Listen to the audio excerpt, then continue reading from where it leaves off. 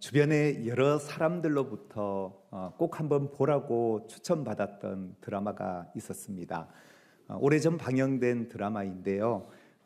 나의 아저씨라고 하는 드라마입니다. 혹시 보신 분들 계실까요? 보지 않으셨으면 한번 보시면 좋을 것 같아요.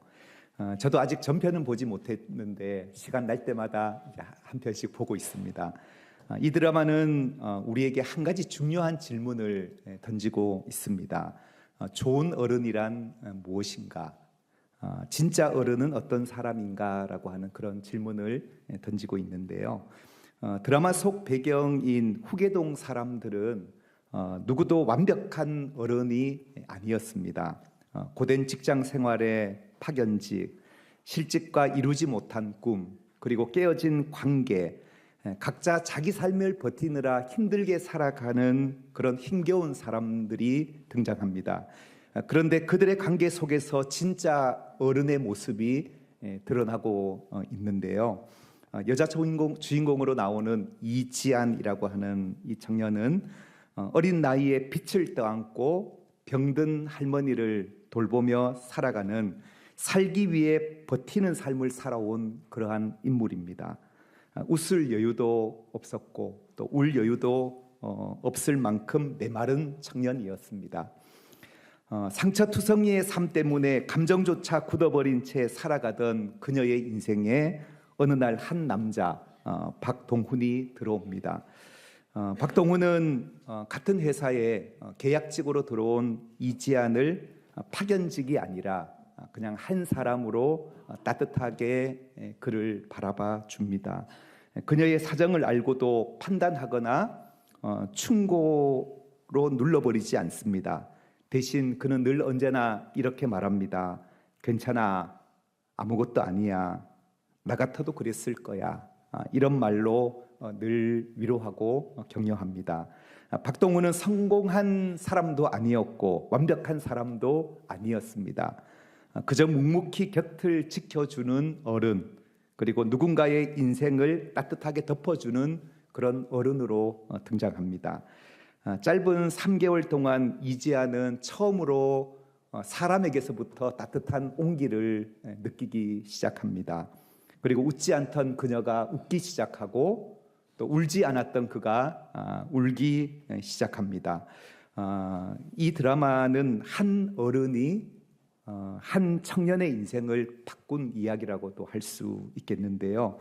나의 아저씨가 많은 시청자들에게 좋은 어른이 되고 싶다라고 하는 그런 마음의 여운을 남긴 이유가 무엇일까요? 좋은 어른은 누구인가? 좋은 어른은 누구일까요? 완벽한 사람이 아니라 상처를 판단하지 않고 옆에서 묵묵히 지켜줄 수 있는 그런 사람이 좋은 어른이다라는 메시지를 남깁니다. 오늘 우리가 살고 있는 이 시대에도 정말로 진짜 어른이 필요한 시대입니다. 가정에도 그렇고 사회에도 그렇고 또 우리 공동체에도 그러합니다. 책임을 지는 어른을 찾기가 점점 어려운 시대에 우리가 살아가고 있습니다. 겉으로는 나이를 먹었지만 속으로는 여전히 자기 감정 하나 잘 다스리지 못하는 사람들이 있지 않습니까? 관계의 어려움 앞에서 도망가는 사람들이 있고 또 자기에게 맡겨진 사람들의 아픔을 모른 채 하는 그런 사람들이 난무한 시대에 진짜 어른을 우리가 그리워하고 있습니다. 오늘 읽은 본문 말씀은 남유다가 멸망하기 직전에 정말로 나라가 이제 무너지기 바로 직전에 하나님이 에스겔 선지자를 통해서 주신 말씀이 오늘 본문 말씀인데요.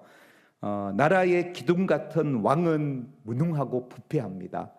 그리고 백성을 이끌어야 할 제사장과 선지자도 타락해 버렸고, 그리고 사회 지도자들은 백성을 착지하고 자기 이익만 챙기고 있는 그런 시대입니다. 백성들마저 폭력과 탐욕 속에 살아가고 있던 그 시대에 말 그대로 겉으로는 나라가 번듯하게 서 있는 것 같지만 속은 다 무너져 있는 그러한 상태입니다. BC 597년 2차 포로기 때에 에스겔은 바벨론의 포로로 끌려갑니다. 그리고 하나님은 이 포로로 끌려간 에스겔에게 지금 남아있는 예루살렘의 영적 상태를 말씀해 주고 있는 본문이 바로 오늘 본문인데요. 이스라엘 백성들은 이렇게 생각했습니다. 우린 아직도 성전이 있잖아. 아직 예루살렘이 살아있는데 괜찮아. 그러나 하나님은 말씀하십니다. 겉은 멀쩡해 보이지만 속은 완전히 썩었다. 너희 공동체는 무너졌고 성벽에는 큰 틈이 벌어져 있다. 이게 바로 에스겔 22장에서 하나님이 이스라엘 공동체에 내린 진단입니다. 유다는 오랜 동안 믿어왔습니다. 우리에겐 성전이 있으니 하나님이 지켜주실 거야. 하나님은 예루살렘을 절대 망하게 하지 않으실 거야. 그러나 하나님은 말씀하십니다.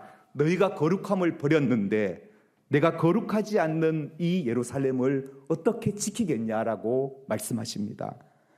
신앙의 외형만 가지고 있었지 실체의 속은 하나님을 떠나 있는 이스라엘의 상태를 말씀하고 계십니다. 여러분, 지금 이스라엘의 문제가 여러분 무엇이라고 생각합니까? 오늘 본문 30절이 아주 명확하게 요약해 주고 있는데요. 30절을 우리 다시 한번 읽도록 하겠습니다. 시작. 이 땅을 위하여 성을 쌓으며 성 무너진 데를 막아서서 나로 하여금 멸하지 못하게 할 사람을 내가 그 가운데서 찾다가 찾지 못하였으므로. 아멘. 여러분, 성 무너진 데를 막아서서, 공동체를 위해서 무너진 데를 막아서줄 그 단 한 사람을 내가 찾지 못했다. 이것이 바로 오늘 하나님의 탄식입니다. 성 무너진 데를 막아서줄 그 한 사람, 이스라엘에서 그 한 사람, 그 어른을 찾지 못해 하나님이 탄식하고 있는 모습입니다. 나라가 위기를 맞았는데 지도자도 제사장도 백성도 누구 하나 이건 나의 문제야, 책임지는 사람이 없는 그런 상황을 하나님이 탄식하고 계십니다. 겉으로는 성이 있어 보이지만 안으로는 무너져 버린 시대입니다. 책임질 어른이 한 사람도 없던 그 시대에 오늘 하나님은 내가 그 한 사람을 찾고 있다라고 말씀하십니다. 여러분, 나이가 어른이 아니라, 나이가 들었다고 어른이 아니라 책임지는 사람이 곧 어른인데 오늘 하나님께서 바로 그 한 사람을 찾고 계시는 말씀입니다.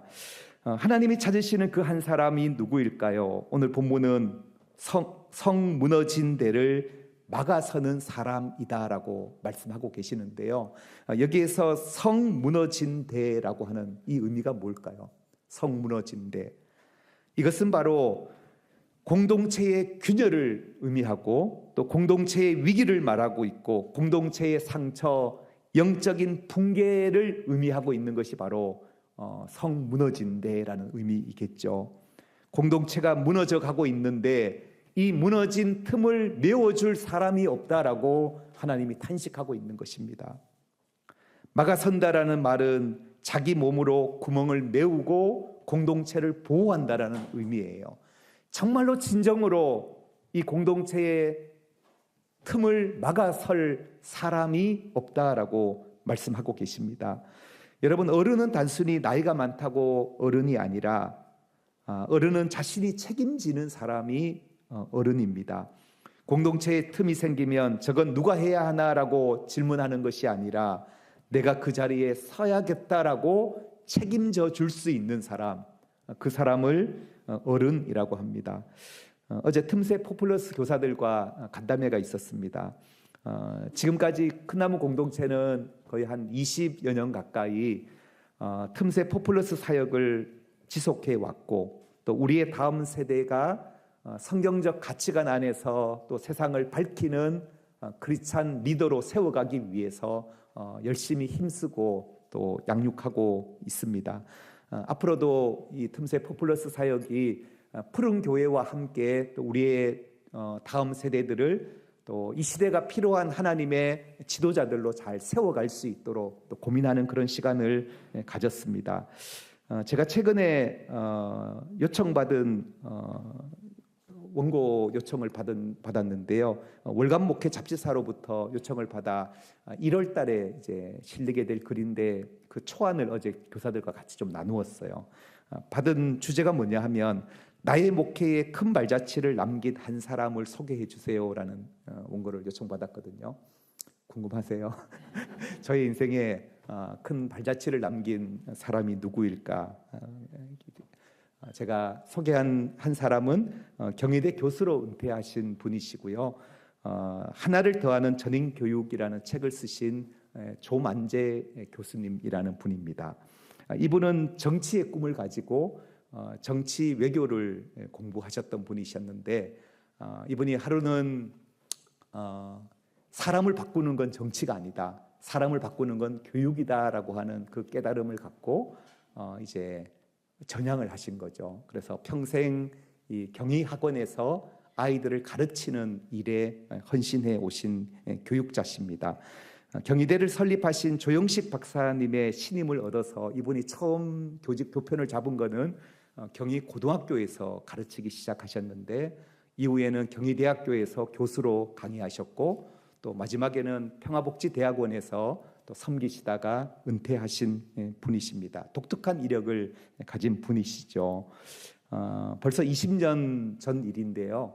이분이 은퇴하시고 나서 자신이 지금까지 모아왔던 모든 재산을 다 정리하셨어요. 이렇게 사남매를 하루는 불러 모아서 내가 너희들에게 줄 건 이미 다 주었다. 가르쳐줬고 다 학교 보냈고 그리고 시집장가 다 갔고 그리고 이 재산을 이제 사회로 환원할 생각이다. 그리고 장로님이 기도하시고 나서는 지금의 전인 기독학교 설립을 위한 교육 헌금으로 다 바치셨어요.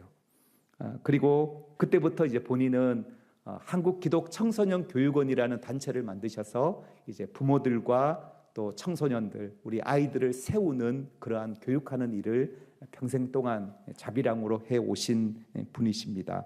저희 목회에 있어서 또 가까이서 많은 영향을 끼쳐 주신 분이신데요. 이분이 이런 말씀을 하셨어요. 도산 안총호 선생님의 책을 읽는 중에 우리 중에 인물이 없는 것은 인물이 되려고 마음먹고 힘쓰는 사람이 없는 까닭이다. 사람 없다고 불평하지 말고 사람을 키워라. 지도자가 없다고 한탄만 하지 말고 너 자신이 지도자가 되라라고 하는 이 안창호 선생님의 글을 읽고 내가 바로 그런 사람을 키우는 사람이 되어야 되겠다. 내가 또한 지도자가 되어야 되겠다라는 결심을 품고 지금까지 그 일을 해 오셨다고 하셨습니다. 저는 이 시대에 이런 마음을 품은 사람들이 필요하다고 생각합니다. 사람이 없다고 불평하지 말고 사람을 키워라. 지도자 없다고 불평만 하지 말고 내가 지도자가 되라라고 하는 이 도전 앞에 서기를 축복합니다. 우리 사회가 무너져 내리는 이유가 무엇입니까? 능력 있는 사람이 없어서 사회가 무너지는 것이 아니라 정말로 무너진 데를 막아서줄 사람이 없기 때문이라고 하는 사실입니다. 성경 속 어른다운 사람은 누구일까? 저는 떠올려 볼 때에 느헤미야를 떠올려 보게 됩니다. 하루는 형제 중 하나니가 예루살렘 성을 다녀왔다라는 소식을 듣게 되어요. 그리고 예루살렘 상황이 어떠냐라고 느헤미야가 물었을 때에 뭐라고 대답을 하냐면 지금 예루살렘 사는 사람들은 너무 형편이 어렵다. 이들은 환난을 당하고 있고 능력을 받고 있고 그리고 성은 무너지고 성벽은 불타버렸고 사람들이 너무나도 피폐한 삶을 살고 있다라는 소식을 들었습니다. 그 소식을 들었을 때 느헤미야는 어떻게 반응하느냐? 느헤미야 1장 4절 말씀에 보면 이렇게 말씀합니다. 앉아서 울고 수일 동안 슬퍼하며 하늘의 하나님 앞에 금식하며 기도하였다라고 이렇게 말씀합니다. 여러분, 느헤미야 지금 자신은 페르시아 왕의 술 맡은 관원으로 안정된 삶을 살고 있던 사람이었어요. 지금 자신이 직접 공격받은 것도 아니고 자신의 집이 무너진 것도 아니에요.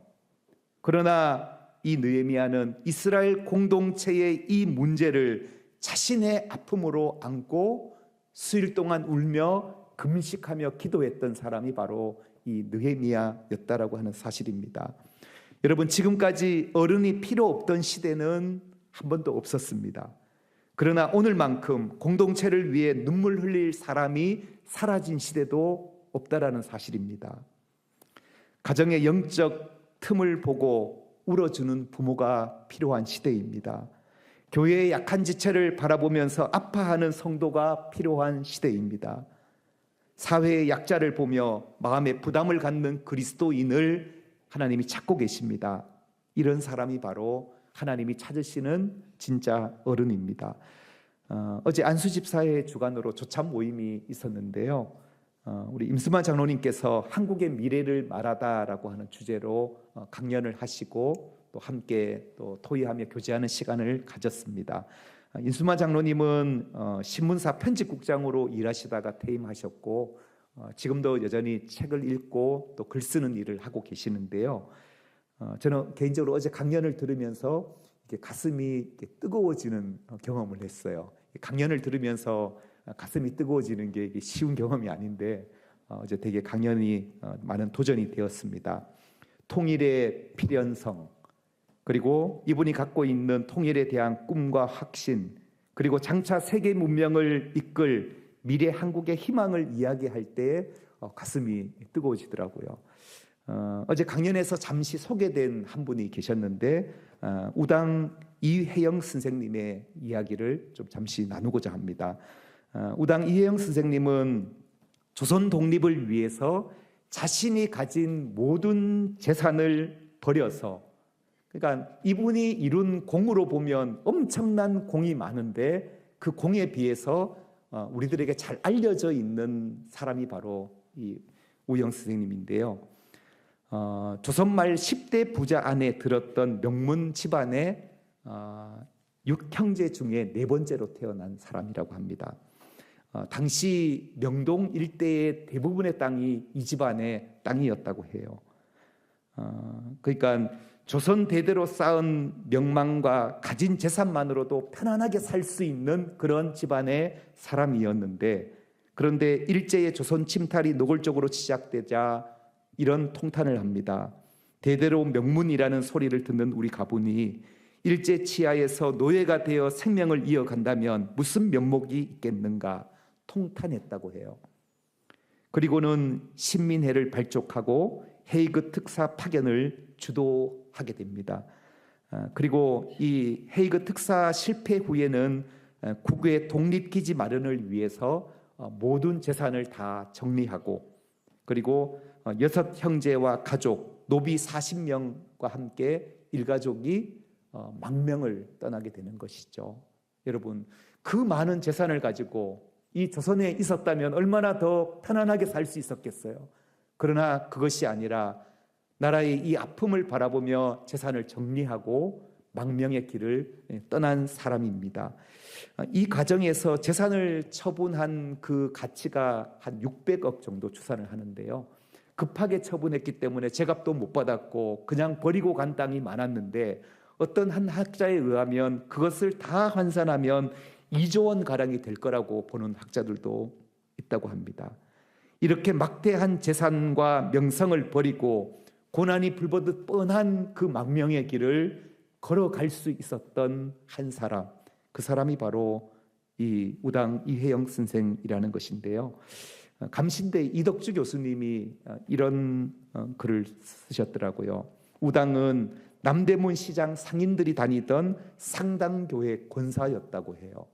그러니까 당시 양반이 일반 평민들이 다니는 그 공동체에 그들과 함께 어울렸던 사람이었고, 그리고 엘리트 의식을 갖지 않고, 그리고 민족을 위해 희생할 수 있었던 이유가 바로 이분이 갖고 있었던 기독교 정신 때문에 가능했다라고 평가를 합니다.